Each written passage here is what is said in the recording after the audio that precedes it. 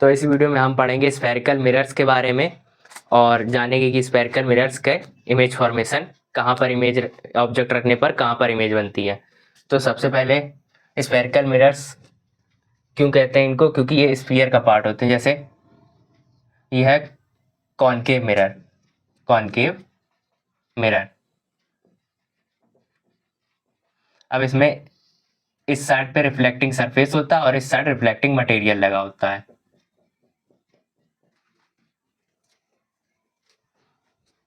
और ये है कॉन्वेक्स मिरर, इसमें इस साइड पे रिफ्लेक्शन होता है और इस साइड पे रिफ्लेक्टिंग मटेरियल लगा होता है।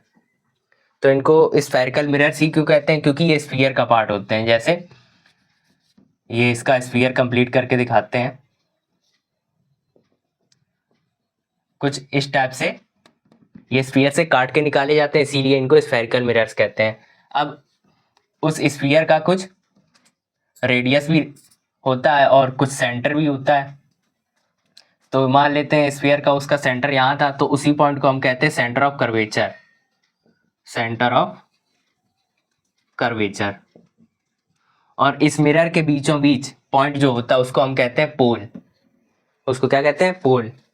और सेंटर ऑफ कर्वेचर और पोल के बीच में, एग्जैक्ट बीच में होता है फोकस, फोकस पॉइंट होता है। और सेंटर ऑफ कर्वेचर से जो पोल को मिलाने वाली लाइन है, इसको हम क्या कहते हैं, principal axis. C and P को मीट कराने वाली लाइन प्रिंसिपल एक्सिस होती है। और ये जो फोकस से पोल तक की डिस्टेंस है, इसको हम कहते हैं क्या, फोकल लेंथ। स्मॉल एफ से इसको डिनोट करते हैं और कहते हैं फोकल लेंथ।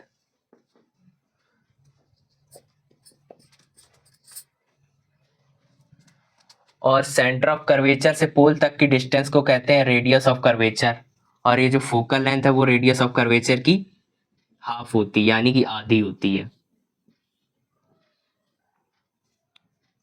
तो ये थी कुछ टर्मिनोलॉजी। और कॉनकेव मिरर कैसा होता है, उसमें रिफ्लेक्टिंग सरफेस इधर होता है और कॉन्वेक्स में इधर होता है।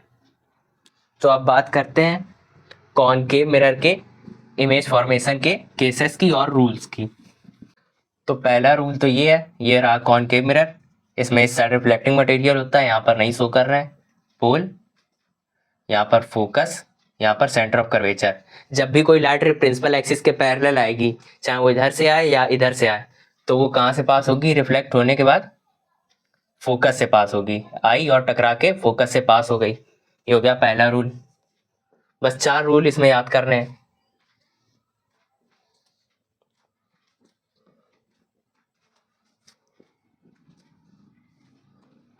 अब जब भी कोई लाइट रे फोकस से पास होगी तो वो प्रिंसिपल एक्सिस के पैरेलल हो जाएगी। जस्ट उसका उल्टा रूल है ये वाला। फोकस से आई, मिरर से टकराई और प्रिंसिपल एक्सिस के पैरेलल हो गई। ये हो गया दूसरा रूल। अब तीसरे रूल की बात करते हैं। ये यहाँ पर पोल है, फिर फोकस, फिर सेंटर ऑफ कर्वेचर। जब भी कोई लाइट रे सेंटर ऑफ कर्वेचर से आती है तो सीधा वहां से रिफ्लेक्ट हो जाती है, वापस अपना जो रास्ता है उसको रिट्रेस करती है। ये हो गया तीसरा रूल। इसको principle of reversibility of light भी कहते हैं। एक लास्ट रूल बचा है। अब यहाँ पर पोल, फिर बनाएंगे फोकस, फिर बनाएंगे सेंटर ऑफ कर्वेचर। अब जब भी कोई लाइट रे पोल पे टकराएगी, ऐसे मान लेते हैं प्रिंसिपल एक्सिस से इसका एंगल था थीटा, तो इधर जब टकराने के बाद जाएगी तो प्रिंसिपल एक्सिस से नीचे भी इधर एंगल थीटा बनाएगी। तो ये 4 रूल्स हैं। इनके बाद इमेज फॉर्मेशन ऑब्जेक्ट का बहुत ही आसान हो जाएगा कॉनकेव मिरर के लिए। सबसे पहला जो ऑब्जेक्ट है वो है इन्फिनाइट पे, यानी कि कॉनकेव मिरर से बहुत ज़्यादा दूर। ये पोल है, ये फोकस है और ये सेंटर ऑफ कर्वेचर। ऑब्जेक्ट है इन्फिनाइट पे, तो यानी कि हमारी पहुंच, मतलब आंखों की रीच से दूर है। तो प्रिंसिपल रेज पैरेलल आएंगी ऑब्जेक्ट से। जब भी ऑब्जेक्ट इन्फिनाइट पे होगा तब तब रेज जो होंगी वो पैरेलल आएंगी, तो आपस में रेज पैरेलल होंगी। तो पैरेलल रे आई, टकराई मिरर से और फोकस से पास हो गई। इधर भी एक रे आई और टकराने के बाद फोकस से पास हो गई। तो इमेज जो बनेगी वो कहाँ बनेगी? इमेज बनेगी एट फोकस, रियल इमेज बनेगी, रेज एक्चुअल में मीट कर रही हैं, और डिमिनिश्ड इमेज बनेगी रियल इन्वर्टेड। जब भी रियल इमेज बने तो उसके साथ में इन्वर्टेड लिख दो, और हाईली डिमिनिश्ड इमेज यहां पर बनेगी, हाईली डिमिनिश्ड। ये इस तरह की इमेज यहां पर देखने को मिलेगी और फोकस पे होगी ये इमेज। तो अब इसमें बात एक तरीके से इसका और इमेज फॉर्मेशन होता है जब ऑब्जेक्ट इनफाइनाइट पे होता है, बुक में दिया भी होगा। यहाँ पर पोल, फोकस और सेंटर ऑफ कर्वेचर, रेज आपस में पैरेलल होनी चाहिए, जरूरी नहीं है कि प्रिंसिपल एक्सिस के पैरेलल हो। एक रे आई और सेंटर ऑफ कर्वेचर से रिफ्लेक्ट होके वापस चली गई, और दूसरी रे फोकस से आई और टकराने के बाद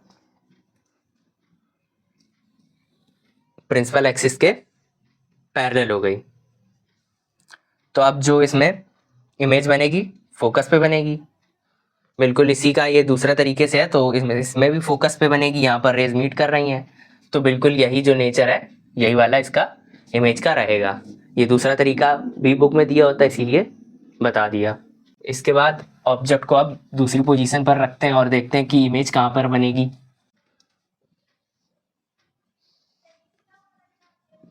यहाँ पोल, फोकस और सेंटर ऑफ कर्वेचर। अब अपने पास जो ऑब्जेक्ट है वो रखा है बियॉन्ड सी, यानी कि सी के पीछे ऑब्जेक्ट रखा है। तो एक रे पैरेलल भेजी और पैरेलल रे फोकस से पास हो गई। अब दूसरी रे भेजेंगे, दूसरी रे फोकस से गई और टकराने के बाद यहाँ सी और एफ के बीच में मीट कर गई। तो यहाँ पर इमेज कैसी बनेगी? रियल, रेज एक्चुअल में मीट करी हैं, इन्वर्टेड और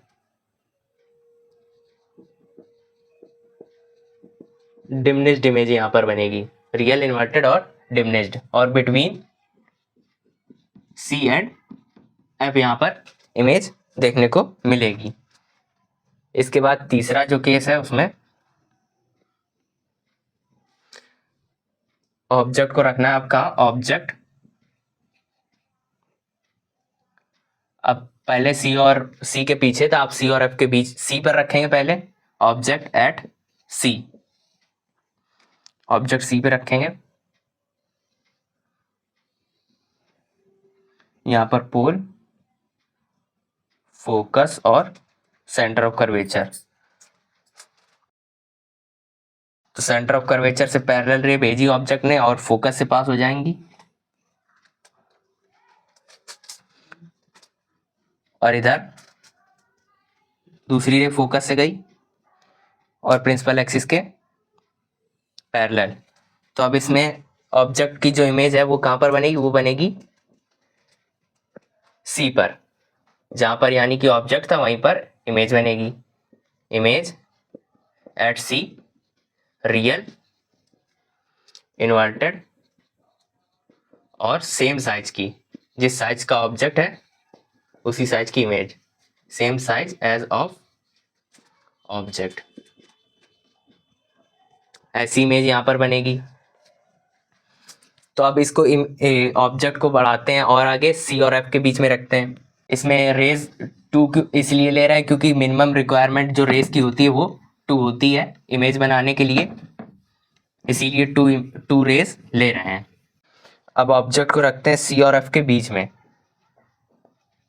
object between C and F, C और एफ के बीच में अब ऑब्जेक्ट रखा हुआ है। यहाँ पे पोल, फोकस और सेंटर ऑफ कर्वेचर। यहाँ पे अब ऑब्जेक्ट रख दिया, एक रे आई फोकस से पास हो गई, दूसरी रे आई, यहाँ से टकराने के बाद इधर यहाँ सी के पीछे मीट कर गई। तो इस बार इमेज जो बनेगी वो कैसी बनेगी, रेज एक्चुअल में मीट कर रही तो इमेज रियल, और इन्वर्टेड रियल के साथ, और इस बार इमेज जो बनेगी वो बनेगी मैग्नीफाइड, और बियॉन्ड सी यहां पर इमेज बनेगी। तो बात करते फिफ्थ केस की। अब ये जो ऑब्जेक्ट है अब इसको रखेंगे फोकस पे, ऑब्जेक्ट एट एफ यानी कि फोकस।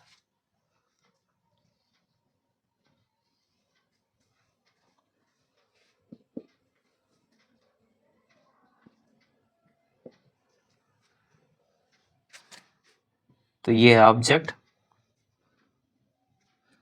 एक रे पैरेलल पास हो गई फोकस से, दूसरी रे आई, ये ऐसे चली गई। अब ये दोनों पैरेलल रेज हैं, ये कभी इधर बहुत दूर जाके मीट करेंगी, कहीं बहुत दूर जाके मीट करेंगी। तो यहाँ पर इमेज जो बनेगी वो बने कैसी, रियल। पैरेलल जो रेज होती हैं वो कहाँ पर कभी मैथ में पढ़ा होगा, इन्फिनाइट पे मीट करती हैं, तो रियल और इन्वर्टेड और हाईली मैग्नीफाइड, हाईली मैग्नीफाइड। और इमेज इसमें बनेगी एट इन्फिनाइट, इन्फिनाइट पे यहाँ पर इमेज बनेगी क्योंकि रेज जो है वो इन्फिनाइट पे मीट करेंगी। इसके बाद एक लास्ट केस है और वो इम्पोर्टेंट केस भी है, कॉनकेव मिरर में अकेले उसी केस में वर्चुअल इमेज बनती है। अब ऑब्जेक्ट कहाँ पर है, object between focus and pole, focus और पोल के बीच में ऑब्जेक्ट रखा हुआ है। सबसे पहले पोल, फिर फोकस, और यहाँ पर सेंटर ऑफ कर्वेचर। तो अब यहाँ पर ऑब्जेक्ट रखा हुआ है, एक रे आई और टकराने के बाद फोकस से पास हो गई, ये एक रे फोकस से पास हो गई और दूसरी रे पोल पे टकराई और ऐसे चली गई। अब इनके बीच की डिस्टेंस इस साइड पे बढ़ती जाएगी, तो इस साइड ये कहीं मीट करेंगी नहीं, इस साइड पे ये जो डिस्टेंस है दोनों रेस के बीच में वो इंक्रीज होती चली जा रही, तो इस साइड ये मीट नहीं करेंगी। तो फिर हम इनको एक्सटेंड करके पीछे बनाएंगे, तो ये जो इमेज होगी वो यहाँ कहीं बनेगी। इस बार जो इमेज होगी वो कैसी बनेगी, रेज एक्चुअल में इस बार मीट नहीं की है, तो इमेज बनेगी वर्चुअल और इरेक्ट यानी कि सीधी, यानी प्रिंसिपल एक्सिस के ऊपर। इरेक्ट को कहीं कहीं अपराइट भी लिखा होता है, अपराइट, और वर्चुअल इरेक्ट अपराइट और मैग्नीफाइड इमेज बनेगी। तो कॉनकेव मिरर में इन केसेस के ये इतने ही केसेस थे। अब इसके बाद आगे कॉन्वेक्स मिरर पढ़ते हैं। तो अब कॉन्वेक्स मिरर के लिए रूल्स ये हैं कि जैसे कोई लाइट रे प्रिंसिपल एक्सिस के पैरेलल आएगी तो ऐसे रिफ्लेक्ट होगी कि पीछे एक्सटेंड करेंगे तो वो फोकस पे मिलती हुई दिखेगी। और दूसरा रूल बिल्कुल इसका उल्टा है, जब भी कोई लाइट रे प्रिंसिपल एक्सिस के पैरेलल ना के इधर से फोकस से आएगी, बिल्कुल इसका उल्टा है ये वाला रूल, तो प्रिंसिपल एक्सिस के पैरेलल हो जाएगी। इधर प्रिंसिपल एक्सिस के पैरेलल आई तो रिफ्लेक्ट हुई तो लगेगा कि फोकस से आ रही है, और इधर फोकस की तरफ जा रही थी तो प्रिंसिपल एक्सिस के पैरेलल हो गई। और तीसरा रूल क्या है, तीसरा रूल ये है कि सेंटर ऑफ कर्वेचर की तरफ जब भी कोई लाइट रे जाएगी तो वहां से वो वापस आ जाएगी, जिस डायरेक्शन में जा रही थी बिल्कुल उसी डायरेक्शन में वापस आ जाएगी। और चौथा रूल ये है कि जब भी कोई लाइट रे पोल पे टकराएगी तो जितना एंगल प्रिंसिपल एक्सिस से बन रहा होगा तो दूसरी तरफ भी उतना ही एंगल बनेगा रिफ्लेक्शन होने के बाद। ये 4 रूल है कॉन्वेक्स मिरर के इमेज फॉर्मेशन के लिए। इसके बाद इसके भी इमेज फॉर्मेशन देखते हैं, जब ऑब्जेक्ट को डिफरेंट पोजीशन पे रखेंगे तो इमेज कहाँ बनेगी। पहला केस जो है, इसमें इमेज अपने पास रखी है इनफाइनाइट पे, मतलब इनफाइनाइट पे जो इमेज है वो लोकेटेड है। तो अब इनफाइनाइट पे जब ऑब्जेक्ट होता है तो हमेशा पैरेलल रेज आती हैं, तो पैरेलल रेज आएंगी और टकराने के बाद ऐसे रिफ्लेक्ट हो जाएंगी।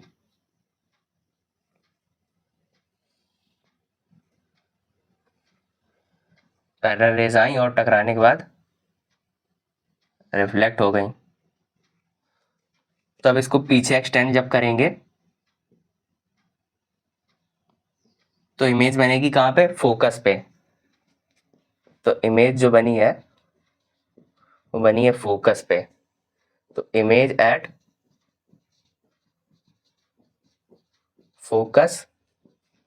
और कैसी इमेज होगी, इन इमेज का नेचर होगा वर्चुअल, क्योंकि रेज एक्चुअल में मीट नहीं करी हैं, तो वर्चुअल इमेज होगी और हाईली डिमिनिश्ड इमेज होगी,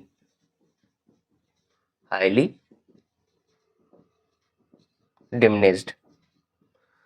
और एक और केस है इसके बाद कॉन्वेक्स मिरर में।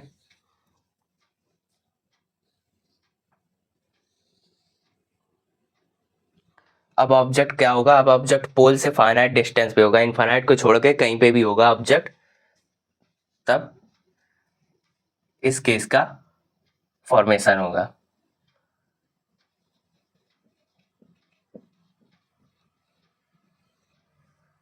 Anywhere except infinite.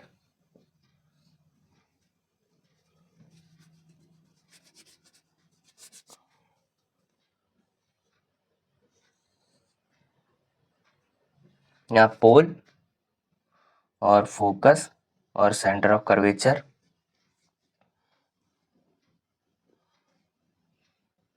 तो इस बार फाइनाइट डिस्टेंस पे ऑब्जेक्ट, तो एक लाइट की रे आएगी और रिफ्लेक्ट हो जाएगी और पीछे एक्सटेंड करेंगे तो फोकस पे मिलेगी।